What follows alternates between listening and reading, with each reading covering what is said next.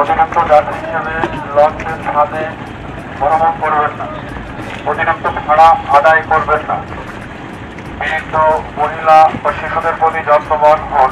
প্রচারে বাংলাদেশ কোস্টগার্ড পশ্চিম জোন।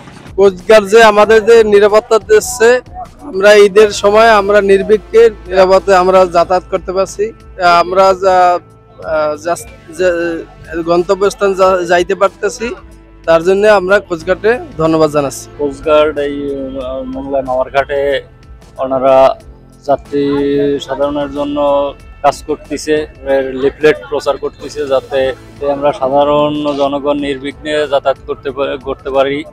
আইন শৃঙ্খলার প্রতি একটা ভূমিকা আছে, তারা সেটা পালন করতেছে। আমাদের কোস্টগার্ড অভিযান চলতেছে, এই জন্য আমাদের ভোটে বাড়াবাড়ির জন্য 15 থেকে 20 জন লোক নিচ্ছে।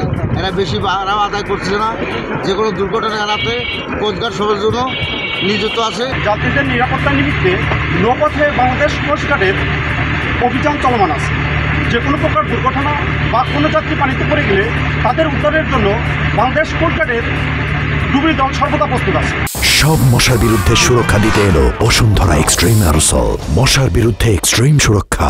উপকূল এবং নদী তীরবর্তী অঞ্চলে সার্বিক নিরাপত্তা নিশ্চিতকরণে নিরলসভাবে দায়িত্ব পালন করছে। অবৈধ কর্মকাণ্ড প্রতিরোধ এবং নৌপথের নিরাপত্তায় নিয়মিত টহল, যৌথ এবং সারাচিয় অভিযান পরিচালনা করছে এই বাহিনী।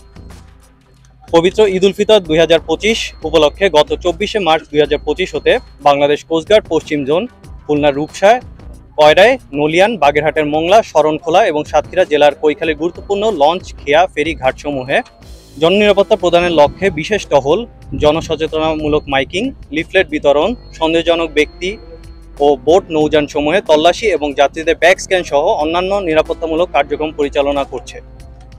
দুষ্কৃতিকারীরা যেন কোনো ধরনের নাশকতামূলক কর্মকাণ্ড সংঘটিত করতে না পারে, তার জন্য সদা তৎপর রয়েছে কোস্টগার্ডের প্রতিটি সদস্য, যার মাধ্যমে যাত্রীদের নৌযাত্রা নিরাপদ থাকবে বলে আশা করা যায়। কোস্টগার্ডের এই কার্যক্রম দিনরাত 24 ঘন্টা অব্যাহত আছে এবং ঈদ উল ফিতর পরবর্তী যাত্রী সাধারণের নৌযাত্রা নিরাপদ রাখতে উক্ত কার্যক্রম চলমান থাকবে।